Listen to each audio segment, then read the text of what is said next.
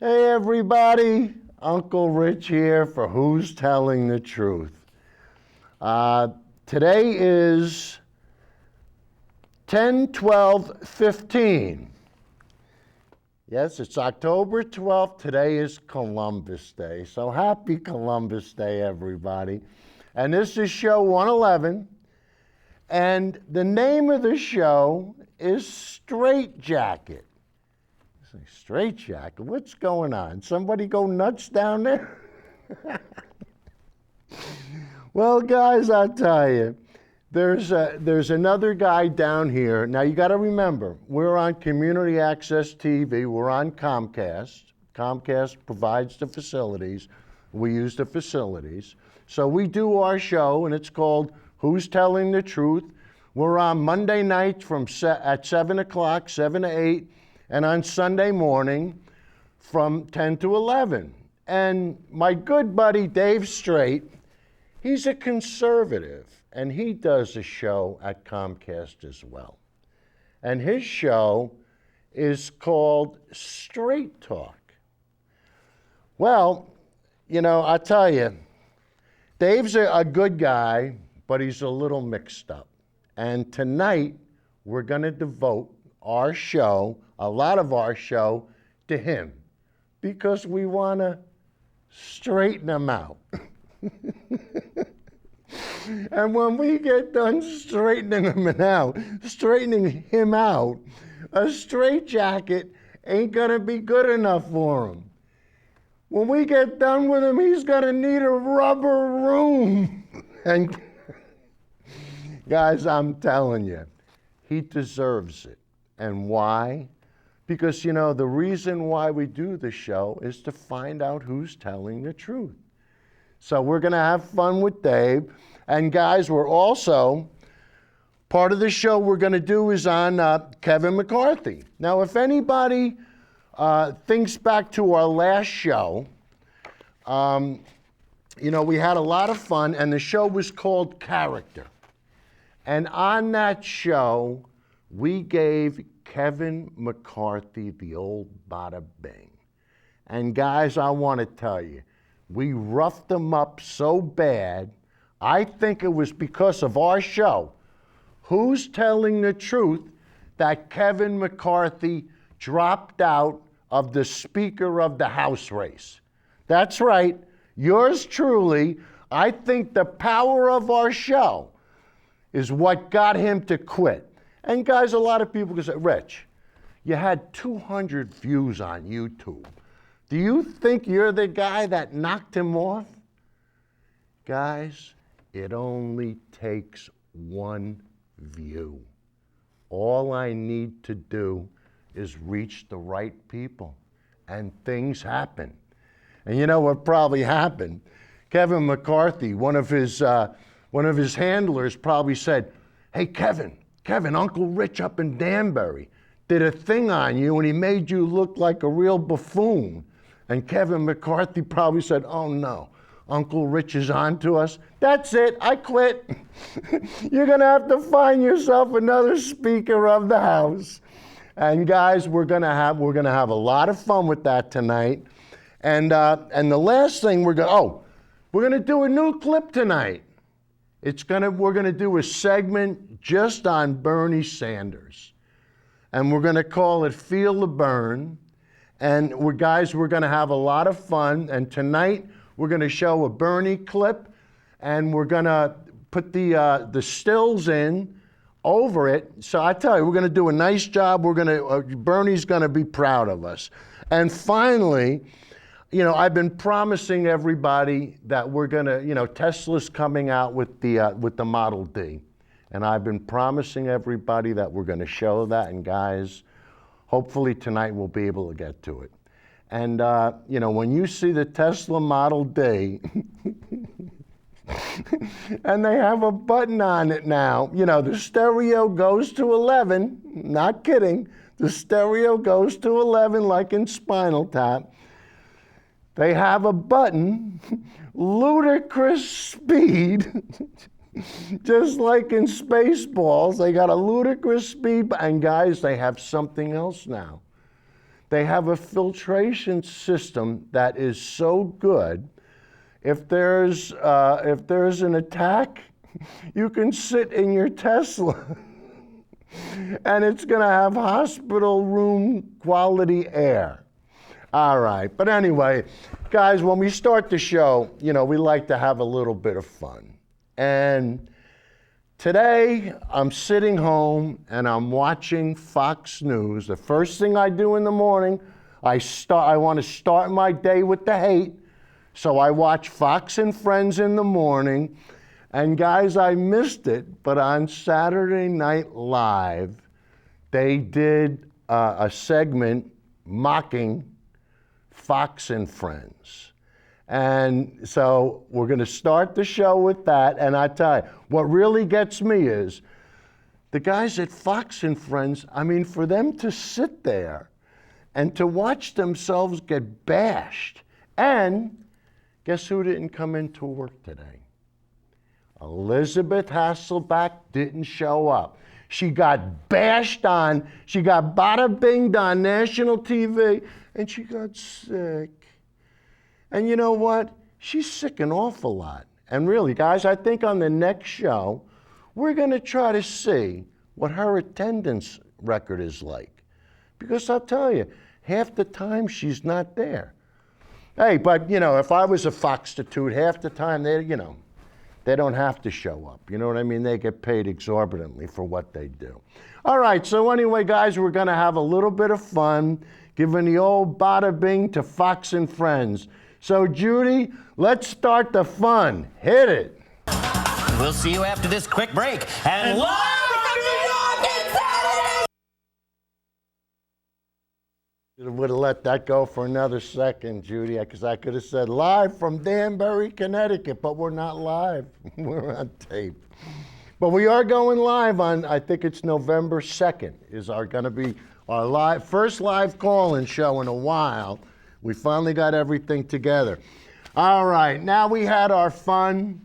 Now we're going to get serious. And I tell you, what drives me crazy is the fact that you've got guys like Kilmeade and Ducey and Hasselbeck, what I call the Foxstitutes. They've sold their soul.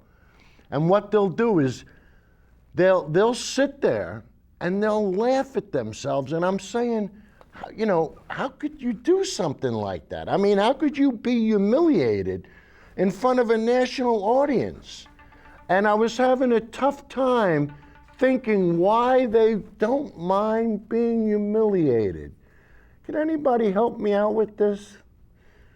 I wonder how much they get paid. How much do they have to pay you to sell your soul on national TV? What do the Koch brothers have to put up? It can't be the fact that you're in front of a camera. It's got to be more than that, because these guys got to go home to their families. And I can, Dad, I can't believe what you said. Son, don't worry about it. Don't. Oh, and this is my buddy William calling. Hey, William. Hey, William, we're taping our show right now. You want to say anything to our thousands of fans? Hillary is the best choice. Hillary's think of all those countries over there. Okay, well, they shot their women and, put shit on their head and. Okay, listen, what would be better than the biggest, best country in the world to show we have a woman president? No matter what all the other people say, the best bet is a woman president for the USA. What about a 73-year-old socialist? All right. Anyway. All right, guys. Now, that was unexpected. William is the guy that helps me with the computer. If it wasn't for William, I couldn't download this stuff, and he's been a real doll. If it wasn't for him. But what we're going to do now is we're going to start to talk about Dave Strait. Dave Strait. And the reason why I said Dave Strait is, Judy, can we have still number 1, please? And you'll see why I pronounce his name Street. Judy, there we go. Guys, if you read the top of it, here's a behind the scenes look at Straight Talk. But look at the way he spells his name, S-T-R-E-I-T. Now, he wants to call the show, he calls himself Straight, and he wants to call his show Straight Talk. But if you look here, we see that straight is really spelled S-T-R-A-I-T. I thought it was S-T-R-A-I-G-H-T. That's how I would have spent it, and if I didn't look it up. But, you know, when it comes to straitjackets, and Judy, can we go to still number 2 now? Guys, I want you to take, now here's a guy in a straitjacket, and we're gonna, I can't read that, so I'm gonna try to bring it up on my computer. But guys, a straitjacket or straitjacket is, the way it's spelled differently, is a garment shaped into a jacket with overlong sleeves and is typically used to restrain a person who may otherwise cause harm to him or himself or herself or others. Judy, can you come back to me?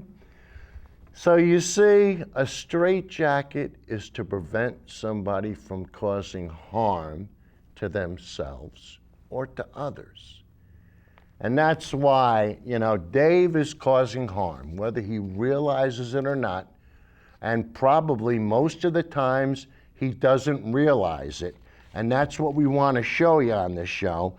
Because on his last show, and like I told you guys, he's on Wednesday at 5 o'clock. On his last show, he prevented evidence against global warming. And you know, the one thing we always say on this show is to cite your source. And what did Dave use as his source? Judy, let's bring up still number 3 now. Guys, I want you to see, this came from Breitbart. Now, Breitbart is not the source.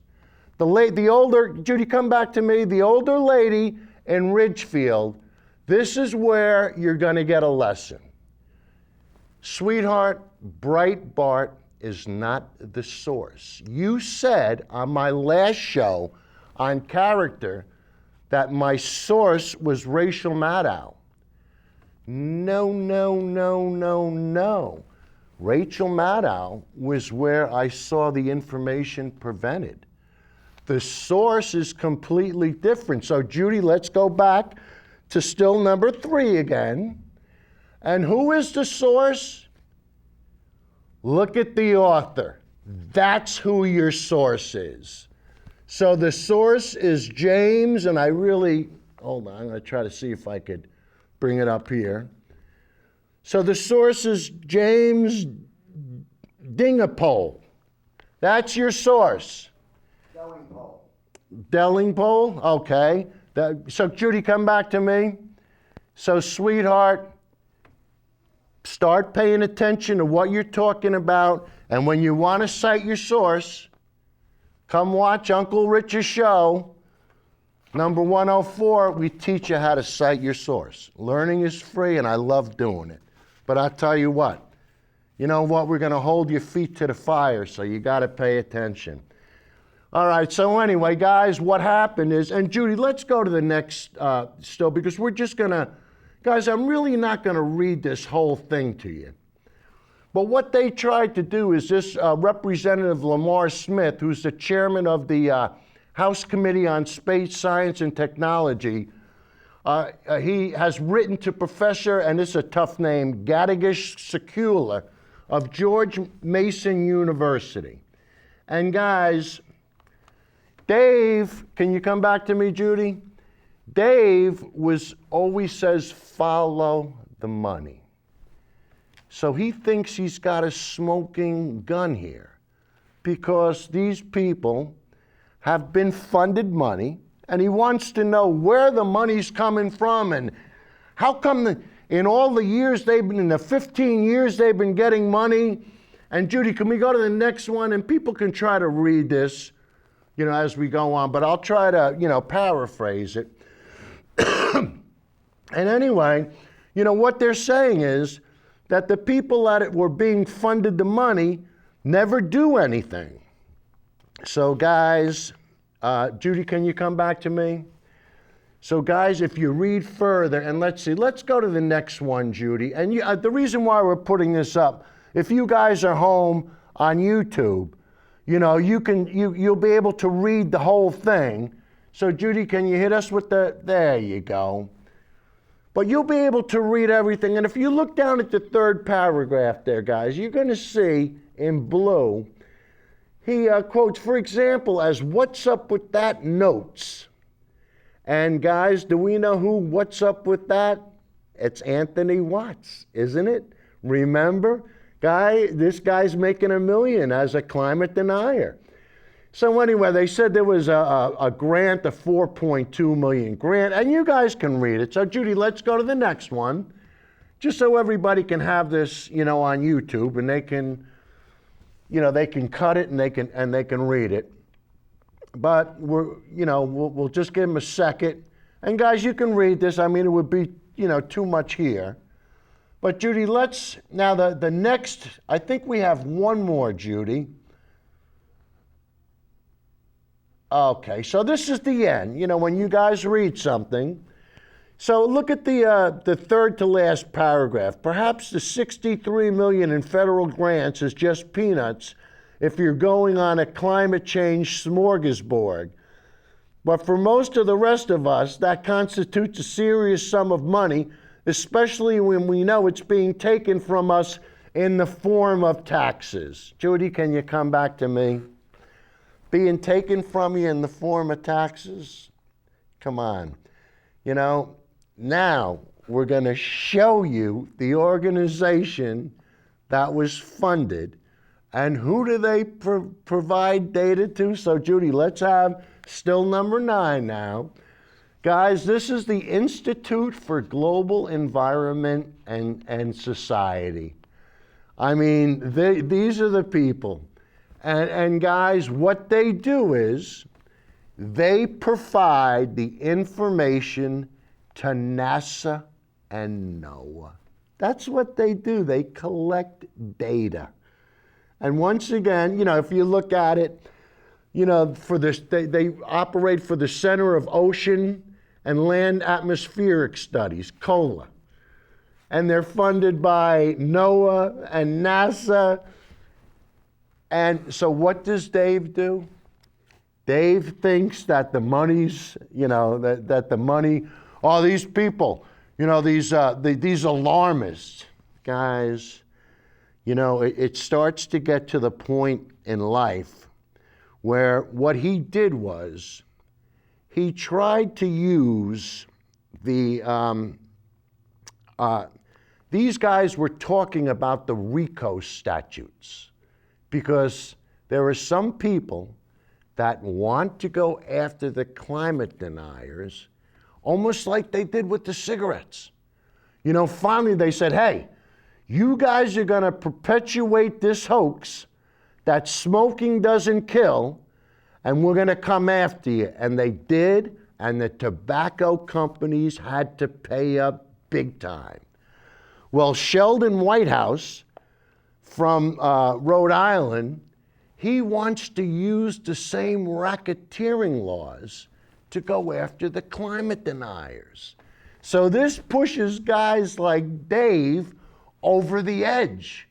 Why? Because these corporations have been getting away with putting carbon in the air for free. They didn't have to pay a penny. The shareholders, it didn't cost the shareholders a dime. And now what's happening? Now we got to fix the mess. So who's going to pay for it? You got it. The taxpayers. So you know what? Rather than take the money out of our pockets, we're going to take it out of the corporation's pocket. The guys that put the stuff in the air are going to have to pay to take it out. Sorry, but that's, hey, you guys have been getting off easy for so long. So Sheldon Whitehouse wants to come after you, and this next clip is going to be him explaining how he wants to do it. So Judy, let's have number 10. Good discussion, both of you. We're going to get to our next question, which is from Tim on Google+, who would like to know your thoughts on why so many people do not believe scientists on climate change. Senator Whitehouse, I know this is something that you've said a lot about, so we'd love to hear your thoughts. Well, you go all the way back to the tobacco fight, and the tobacco industry created a kind of false parallel science to go alongside the real science and try to compete with it. They had the advantage that they didn't have to win the fight. All they had to do was create enough doubt that people kept smoking. And so they created the Tobacco Institute, supposed to sound so academic. Well, the polluters have gotten a lot more sophisticated since then. But this vast denial apparatus that propagates the false doubt, that props up the phony science, that gets these yahoos who can't survive peer-reviewed scrutiny onto Fox News, onto the cable shows, saying that they're scientists, they create an artificial conflict about this, and that's why I think there's doubt. A lot of people haven't seen through the scam that's being perpetrated. So that's one of the reasons I hope that we get another lawsuit out of the Department of Justice, like the one that they brought against the tobacco industry, that showed that that whole fraudulent scam was a racketeering enterprise and held them accountable for it. Hold them accountable for it. How can you hold them accountable for it? Sue, right? Oh my God, the shareholders ain't gonna like this at all. But let me show you how the right and how the conservatives try to counter something like this. And we're gonna show you a full clip. It's a 3-minute clip from InfoWars. There's nothing wrong with your TV. Don't you? I know it looks like the beginning of Twilight Zone, but we're going to play the whole clip. And what I want you to do is, there's a guy that comes on, and he's going to give a presentation, more or less. He's going to give a conservative presentation to misrepresent what's going on. And guys, as he's talking, I want you to listen to the mistakes that he's making and what you would say in response to him.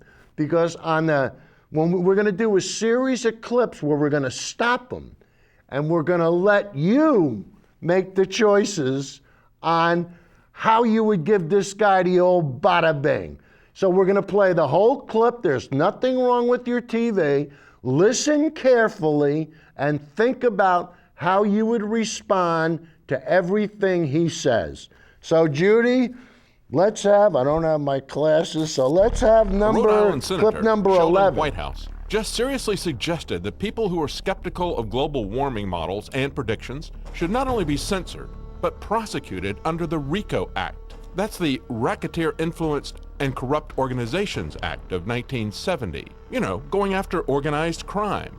The government was having trouble getting convictions for organized crime because the mob could always hire the best lawyers. So they decided they'd take away their money first so they could get a conviction. But when you take away constitutional rights for the mob, you take them away for everyone. Within 16 years, Reagan signed civil asset forfeiture laws that allowed the police to confiscate property even without charging you with a crime. By 1994, RICO was being used against pro-life activists. So it's not a stretch that this government would use RICO against people who are skeptical of its agenda. For more information, go to Infowars.com. I'm David Knight. That's right, David. In that article, he was referring to Senator use RICO laws to prosecute global warming skeptics. And basically, he breaks down how things like political lobbying, contributions to political candidates, and the use of media efforts is undermining climate science. And the thing about this is, when we talk about the climate science, as we talk about quite often here, I'm not a scientist, but this doesn't really seem like science to me. Because as you guys recall, we talked about it at a great length earlier this year. 2014, the hottest year on record, except Chicago, Illinois, and Detroit, Michigan, and those are just two cities off the top of my head. So they say it's the hottest year on record, but it's also cold here, and it somehow makes sense, even though we said it was hot, it's supposed to be cold. And now they don't use either global warming or global cooling. It's an all-encompassing climate change. So to put it to you like this, let's say we're betting on a football game and, it's the Cowboys versus the Eagles. And I say the Cowboys are going to win unless the Eagles win. And then either way, I get the money. You say that doesn't make sense. That's the same thing they're giving you with climate change. They actually had just some backup. Jody, this is what it's going to be this year. end of 12, Fine. If you're it's extra hot that going year, to keep fine. it up there. But if it's extra so I cold can that read year, you from can't it. say that you won. Remember? You said it's going to be hot. Do you understand kind of where I'm going here? And then they have their pundits go out, like they're talking about the pundits here. They have their pundits go on MSNBC, and they say, don't use global warming, don't use global cooling, use climate change. So regardless what the temperature is, you will be accurate. And it's not just there. As you guys recall, we did the report last year, 2014, U.S. college professor demands imprisonment for climate change deniers. So they're saying that if you have any type of skepticism at all, you need to be jailed and dealt with and possibly even re-educated. Now, to be very clear, when we talk about the climate, I definitely understand that climates change over time. My biggest argument, if you disagree with everything I've said thus far, let's think about this in just terms of money. People understand that. What is paying all these carbon taxes going to do to stop global warming? Seriously. Like if you're like me, you have a car, you have an apartment. If you have to pay out the wazoo for carbon taxes when you have these big companies, with these big plants and all this stuff, what's that really going to do? What's your contribution going to do to help anything? Nothing. All it is going to do is line the pockets of these politicians, these pundits, and these people who keep pushing this global or climate change agenda. So that's enough on that. All right, so we heard the full clip. Did any bells go off? I mean, did you see the deception? Are you starting to get how they do it? All right, now we're going to play we're going to play a series of clips. We're going to do them kind of quickly. But we're going to play a short little bit, and then we want you to think what your response would be. But this first one, I'm going to read at the end. So, Judy, let's have number 12, please. Life activists. So it's not a stretch that this government would use RICO against people who are skeptical of its agenda. For more information, go to Infowars.com. I'm David Knight. That's right, David. In that article, he was referring to Senator use RICO laws to prosecute global warming skeptics. And basically, he breaks down how things like political lobbying, contributions to political candidates, and the use of media efforts is undermining climate science. All right, Judy, don't go full. All right, now you see what they said, guys? The RICO laws and people are using this for politics. Well, let me just read this. I know it's tough, you can't see it. In 2006, Judge Gladys Kessler of the U.S. District Court for the District of Columbia decided that the tobacco company's fraudulent campaign amounted to a racketeering enterprise. According to the court, this is a quote, defendants coordinated significant aspects of their public relations, scientific, legal, and marketing activity in furtherance of a shared objective to maximize industry profits by preserving and expanding the market for cigarettes through a scheme to deceive the public. To deceive the public. Guys, we're the public. That's us. And you've got big oil, you've got the Koch brothers, and you've got guys like Dave Strait who are out there to mislead and misrepresent. Why? I don't know. I mean, there are times, why do you say stuff like that? I mean, how ideologically involved do you have to be to put politics before science? Doesn't make any sense. All right, now we're going to play, like I said, we're going to try to do these quick, and we've never done this before, so let's have some fun. So, Judy, let's have clip number 13. Science. And the thing about this is when we talk about the climate science, as we talk about quite often here, I'm not a scientist, but this doesn't really seem like science to me. Because as you guys recall, we talked about it at a great length earlier this year. 2014, the hottest year on record, except Chicago, Illinois, and Detroit, Michigan, and those are just two cities off the top of. Guys, you hear what he said? 2014 was the hottest year on record, unless if you live in Chicago or Detroit. This buffoon doesn't understand that we take the average of the whole globe, the whole world, the whole average. We don't take Chicago, we don't take Detroit, and you could stop embarrassing yourself. Judy, number 14. So they say it's the hottest year on record, but it's also cold here, and it somehow makes sense. Even though we said it was hot, it's supposed to be cold. And now they don't use either global warming or global cooling. It's an all-encompassing climate change. So, guys, it really gets simple. When the globe warms, the climate changes. Can't get any simpler. The globe warms, the climate changes. Jody, number 15. Encompassing climate change. So to put it to you like this, let's say we're betting on a football game and, it's the Cowboys versus the Eagles. And I say the Cowboys are going to win unless the Eagles win. Yeah, you know what? One team is going to win. You don't have to keep proving to us that you're one of the simple folk. Jody, number 16.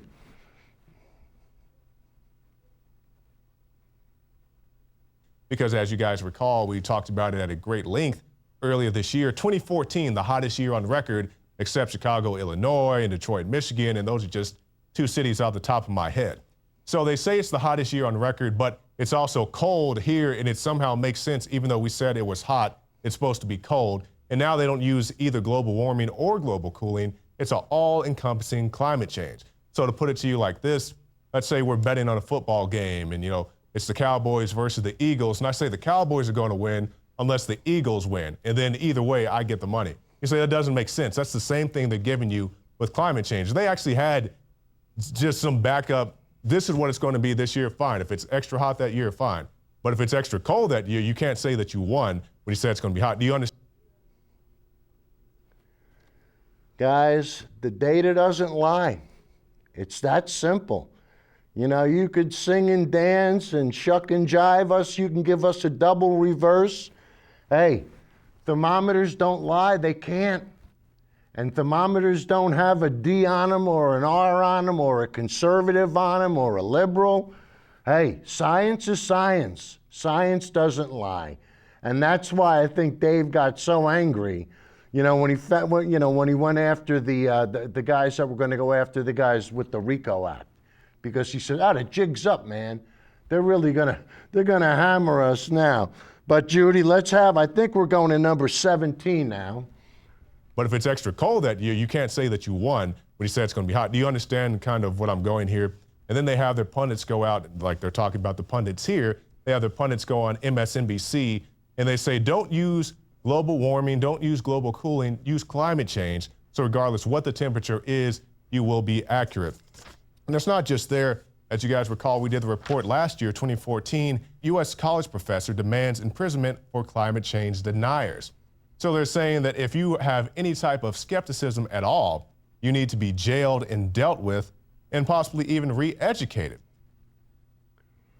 Whoa. If you're a climate denier, you need to be re-educated.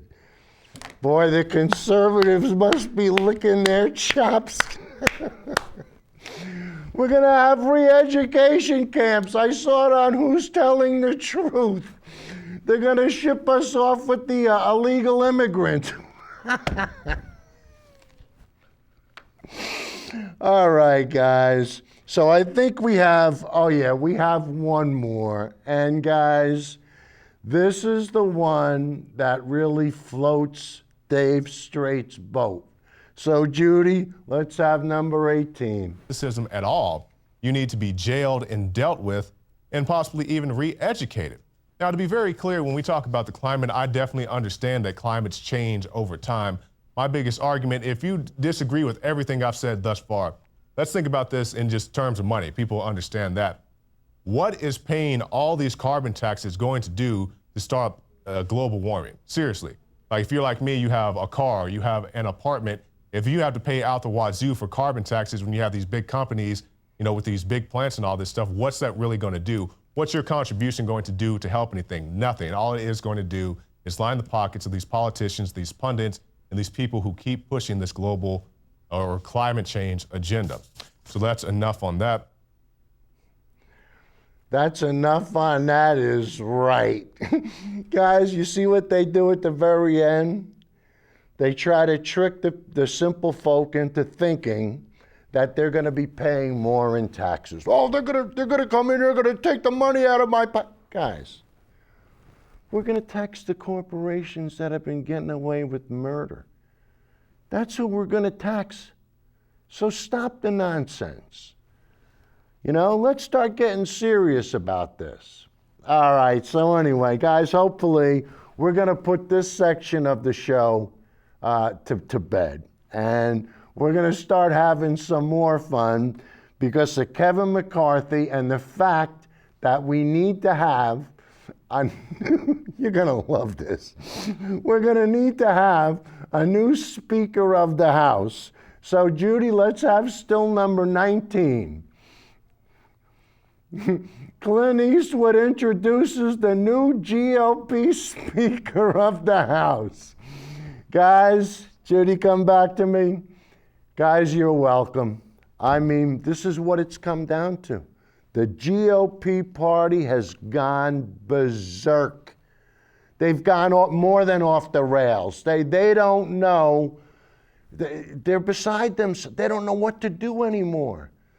You know, they gotta please the people who are funding their campaigns. And it's getting to the point, you're gonna hear the word, the Freedom Caucus. And why? Everything with these guys is about freedom, personal responsibility, freedom. And what do? They trick the simple folk to think that they're getting freedom while they vote against their own interests. Right, Uncle Joey? Uncle Joey, he don't know if he's coming or going, but I tell you what, he died for the Koch brothers. He believes in putting profits before everything. And he doesn't have a pot to piss in, but that's the way these people are. You know what? Someday he might. Someday Uncle Joey might. But guys, on the last show, like I said, we gave Kevin McCarthy the old bada bing. And I tell you what, we hit him so hard, we knocked him into next week, and we knocked him out of the race for Speaker of the House. And guess what? Hillary Clinton took full advantage of it. Hillary, you're welcome. I don't know which viewer it was that made him quit, but you took advantage of it. So Judy, let's have video number 20. The Republicans finally admit it. Republican Kevin McCarthy saying the committee investigating Benghazi and Clinton's emails was created to destroy her candidacy. Everybody thought Hillary Clinton was unbeatable, right? But we put together a Benghazi special committee. What are her numbers today? Republicans have spent millions attacking Hillary because she's fighting for everything they oppose, from affordable health care to equal pay. She'll never stop fighting for you, and the Republicans know it. I'm Hillary Clinton, and I approve this message. I'm Rich Frasconi, and I proved that message too, and we helped bring it to you. Hey guys, you can think I'm a goofball, that's fine. I don't care. But you know what?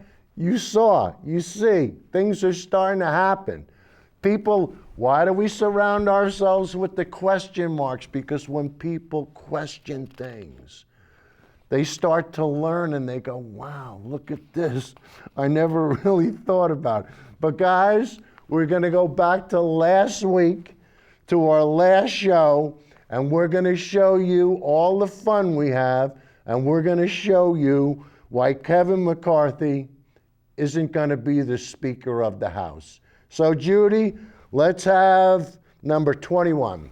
I promised you this earlier. Guys, this is with Kevin McCarthy, who is the House Majority Leader, and he wants to be Speaker of the House. But guys, when you listen to him, you know, I don't know if he's one of the simple folk or if he's just stupid. I mean, I don't know if he's homeschooled. I mean, the elevator ain't going to the top. And you can read the transcript and you can listen to him and you can be the judge. But listen, you don't have to be a Rhodes Scholar to figure out that this guy doesn't have a clue. So Judy, clip number 13.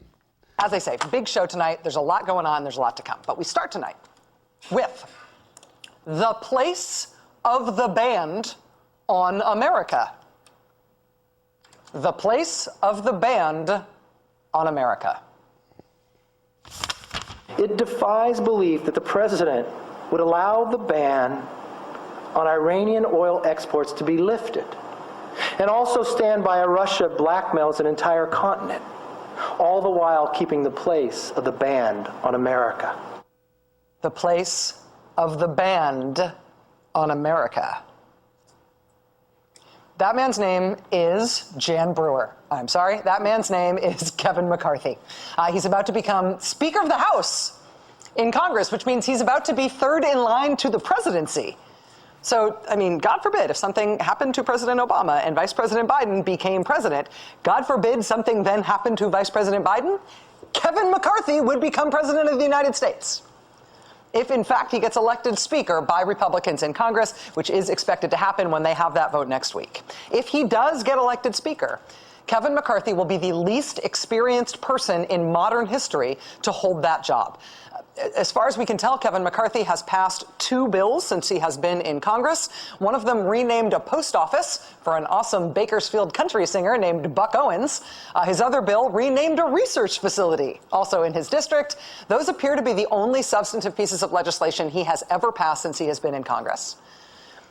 The last time anyone became Speaker in Congress with as little experience as Kevin McCarthy, it was 1891. Roll call says today that when Charles F. Crisp became Speaker of the House in 1891, that was the last time somebody as inexperienced in Congress as Kevin McCarthy rose to become Speaker of the House. But this year, House Republicans think that Kevin McCarthy apparently is ready for the job. And after John Boehner unexpectedly resigned as Speaker on Friday, real quick, on Monday morning, they decided to roll out an effort to convince the country that Kevin McCarthy is ready to succeed him, that Kevin McCarthy is ready to be third in line to the presidency. Kevin McCarthy is ready to potentially become president if called to do so in an emergency. And so, I think for the first time in his life, they rolled out Kevin McCarthy specifically to give a foreign policy address on Monday morning, which is where he got him talking about the place of the band on America. And a lot of other things that, frankly, were a little hard to follow. In that same speech this week, for example, here was Kevin McCarthy on veterans issues. And those who return home are being disrespected by the VA. They can't keep the simple promise to all of our heroes to the need when they need it most. All of our heroes to the need when they need it most. Kevin McCarthy on the promise to the need. He also talked about war of radical Islam and how we must engage in this war of. We must engage this war of radical Islam if our life depended on it, because it does. I think, honestly, that nobody really knows enough about Kevin McCarthy as a national figure to know if this is how he always talks. But this is apparently how he talks when he tries to talk about foreign policy.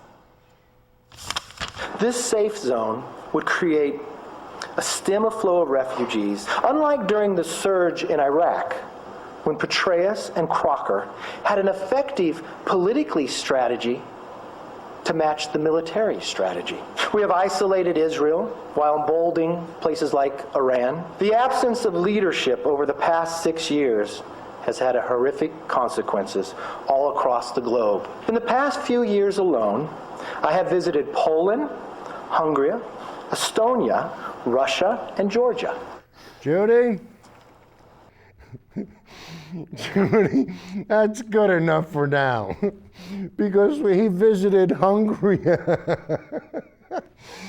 All right, guys. We had to end this clip a little bit short because we're having so much fun. We're running out of time, but we want to advance it because Stephen Colbert did a beautiful clip on Kevin McCarthy, and I'm sure you'd much rather listen to Colbert than to Uncle Rich. So, Judy, let's have.